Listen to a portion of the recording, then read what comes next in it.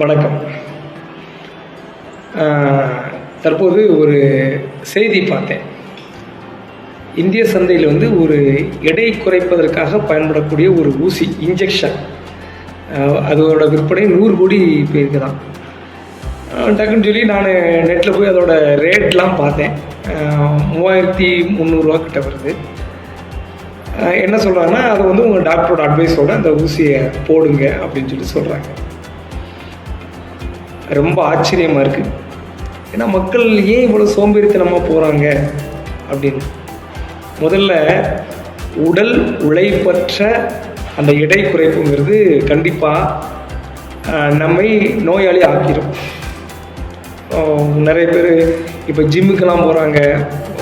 தன் உடலுக்கு மீறிய எக்ஸசைஸ். எப்பொழுதுமே உடல் தனக்கு தேவையான எக்ஸசைஸ் தான் பண்ணணும். அதுக்காக தான் அந்த காலத்தில் நமக்கு விவசாயம் பண்ணுறது எல்லாமே ஒரு சிறந்த ஒரு உடற்பயிற்சியாக தான் இருந்தது. வாழ்க்கை முறையே உடற்பயிற்சியாக தான் இருந்தது. ஆனால் இப்போ நம்ம அப்படி கொஞ்சம் வாழ்க்கை முறையை மாறிட்டு நிறைய நோய்கள். ஜிம்முக்கு போகிறோம், பயங்கரமாக எக்ஸசைஸ் பண்ணுறோம், வெயிட் லாஸ்க்கு நிறையா ப்ரோட்டீன் பவுடர் நிறையா சாப்பிட்றோம்.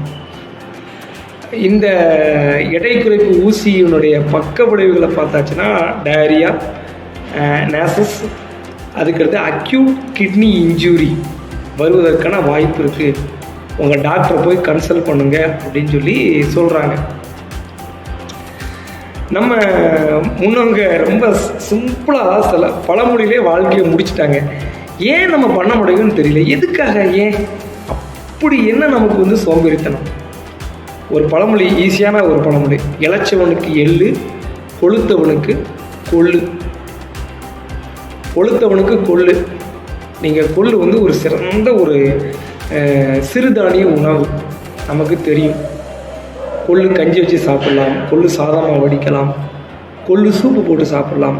இந்த கொள்ளு சூப்பில் நம்ம மிளகு, சின்ன வெங்காயம், பூண்டு சேர்க்குறப்போ அது இதயத்தை பலப்படுத்தும், ரத்தத்தில் கெட்ட கொழுப்பை கரைக்கும்.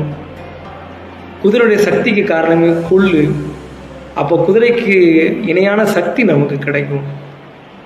ஏங்க கையில் கிடைக்கக்கூடிய ஒரு நல்ல விஷயத்தை விட்டுட்டு கைக்கே அகப்படாத ஒரு விஷயத்தை போய் தேடி போய் ஏன் கஷ்டப்படுறீங்க?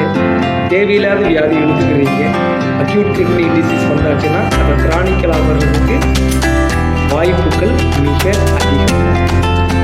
உங்களை காத்துக்கொள்ளுங்கள். இயற்கை